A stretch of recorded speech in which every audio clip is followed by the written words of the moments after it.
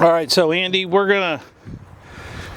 this is Andy from Barney's Pump, and Barney's Pump is providing the pumps for the project. So Andy, let's go ahead and start going through your panel, and you can explain to us what you've got going on in here. The way that this is set up is to run 2 pumps as a lead, 2 pumps as a lag. The way that this is engineered is that your lead pumps should be able to maintain any incoming flow without the lag pumps coming on.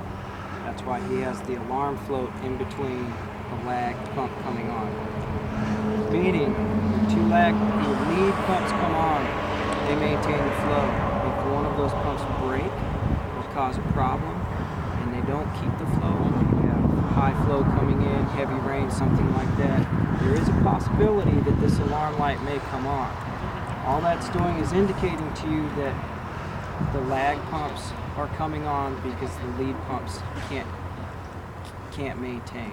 That means that the lead pumps can't keep the flow moving, so the lag pumps are... Whatever the reason being, whether it's a broken pump, high flow, clogged filters, these are telling you that my 2 lead pumps are not able to maintain. I need 2 extra pumps to kick on. And that tells your maintenance staff that they need to come out and address whatever the problem is.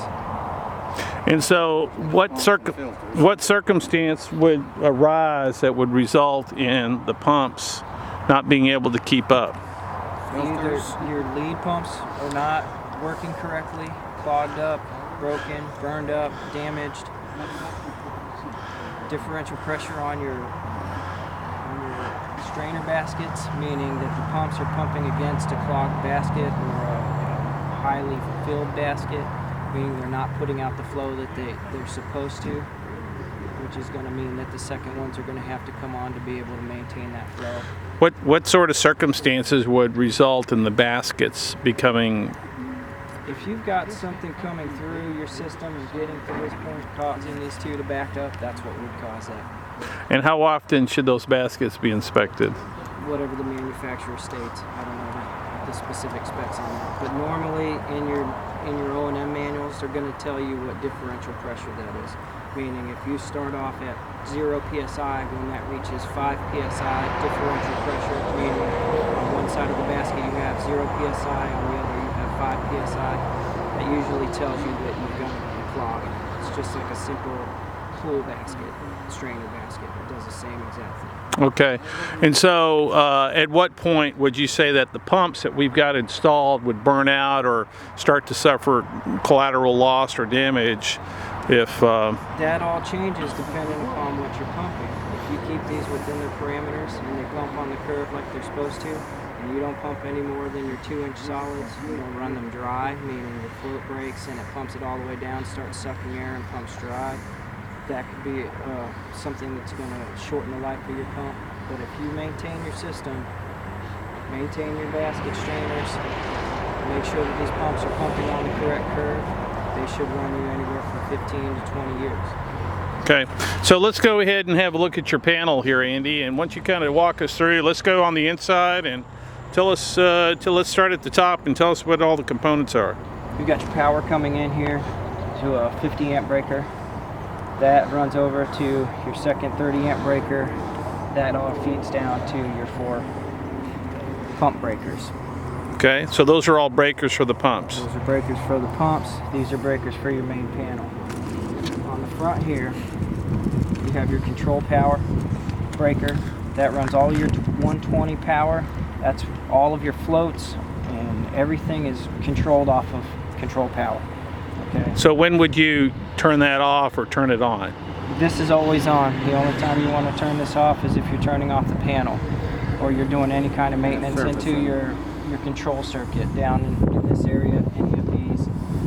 Other than that, if your pumps are on and running, then your control power has to be running. I got a question for Andy. This is the breaker for the surge protective device. Where's the surge protective device? This device right here. Mm-hmm. Okay. Now, how come? I don't want to get in Doug's way, but okay. I'm seeing. See how the green pilot lights? For all 3 phases, you got a green light. If you ever see one of those green lights go off or go red, whatever it does. That's where your problem is. Yeah, the green means Go. it's working. It's good to go. And it means it's correct. All right, so like you see it now, that means it's protecting this panel against a surge. And what sort of SPD is it? What's a square D?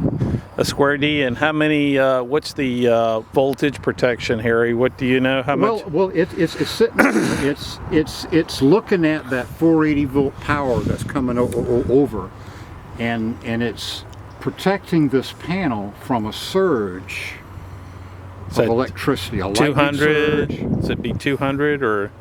Well, it would be, it would probably, that surge protective device, if it saw something, say like 700 volts instead of 480 volts, it would activate and put that surge to ground.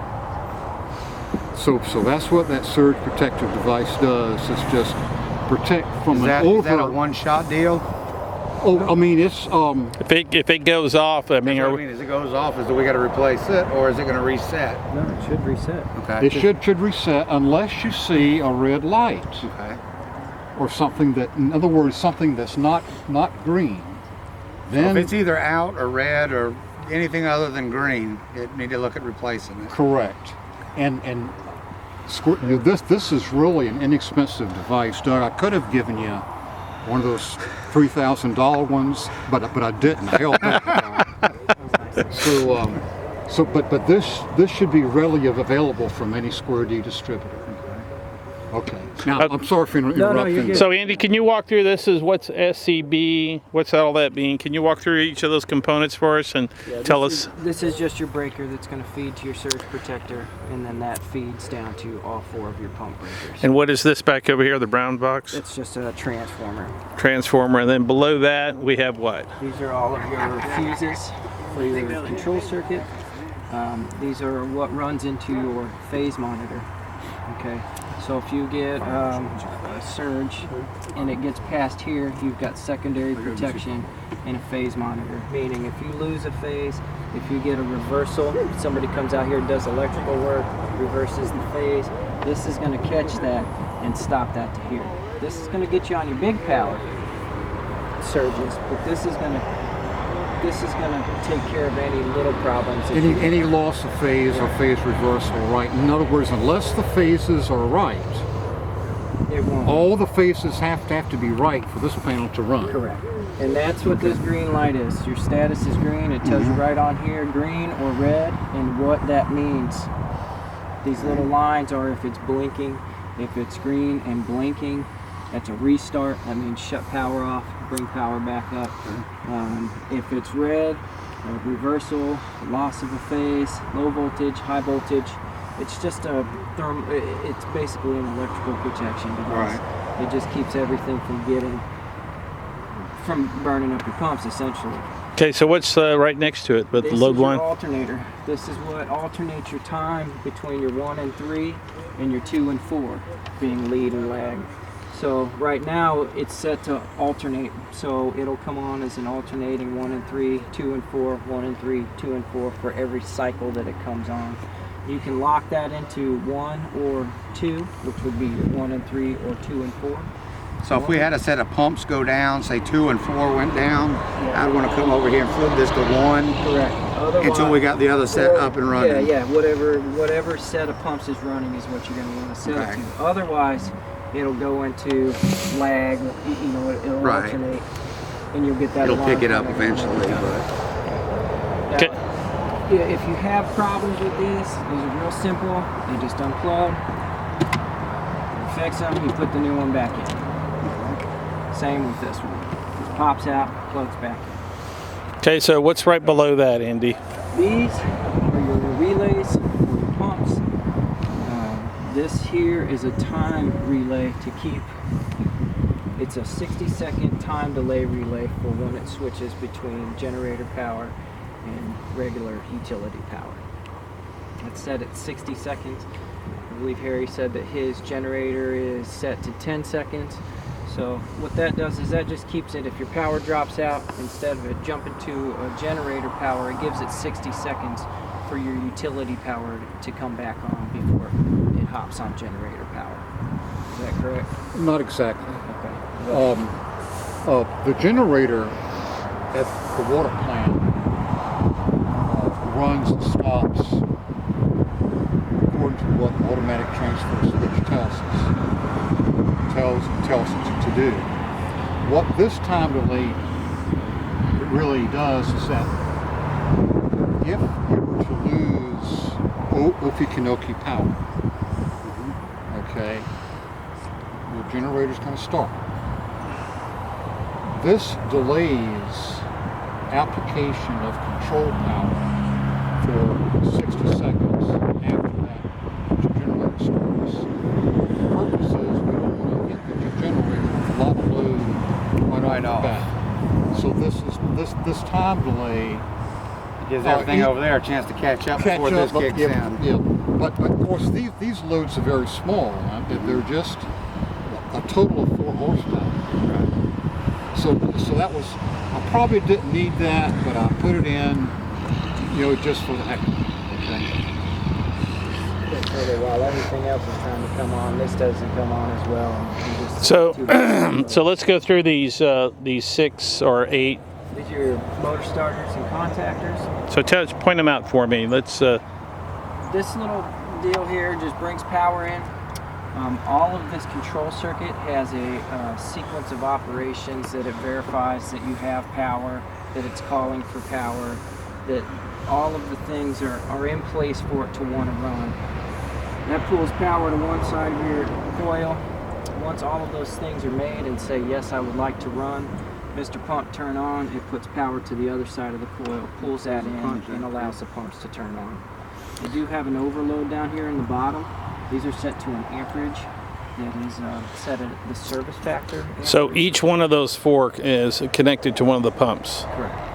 And so what are they called again? They're your motor starters. Motor starters. So if one of those goes out, then we have to replace both or just one? Normally you would replace the entire setup.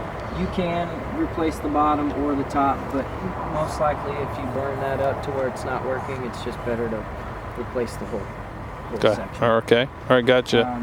Now they do have a manual reset on them and a manual stop.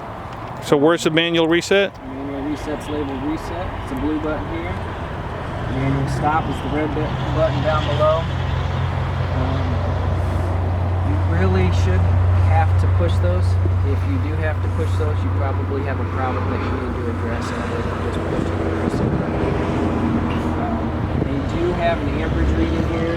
It's a dial indicator, and it's set between 2.5 and 3. We call it 2.75. Service factor amperage is 2.6. It can go up to about 3 amps. So if that pulls too many amps, it gets clogged up, it sucks something up, a rag or something in it, to where it's pulling a higher amp and it trips it out, then it'll protect it here rather than letting that thing run and burn itself up.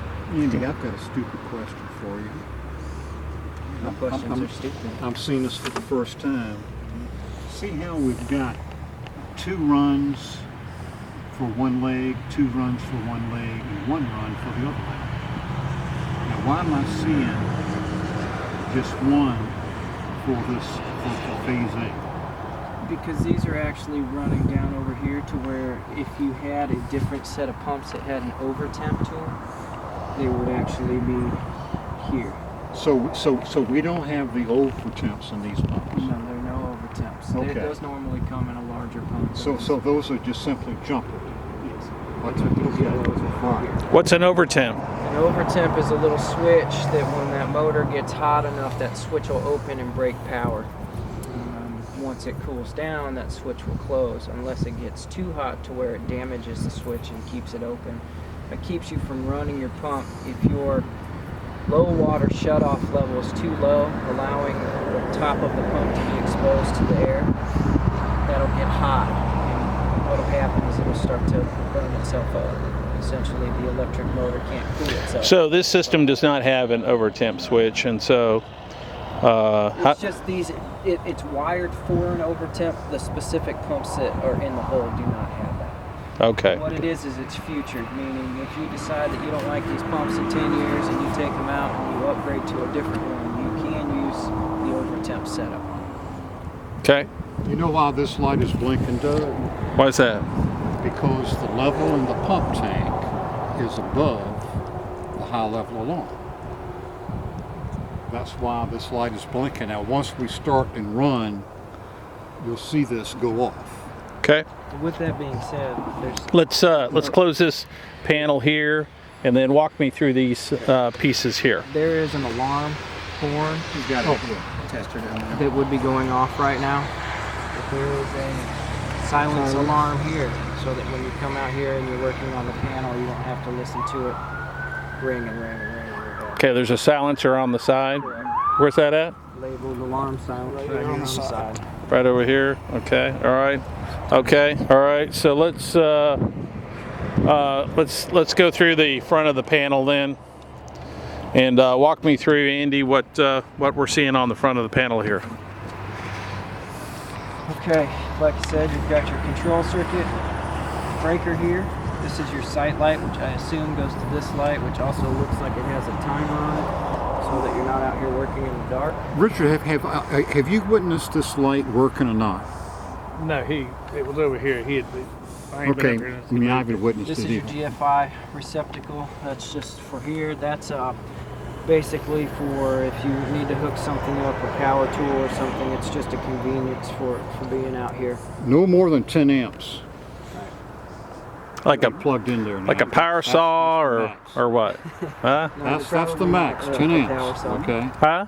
Normally it's used for if you have some sort of SCADA monitoring, you can plug in a computer, or if you guys use iPads for anything for monitoring, you can plug it into there.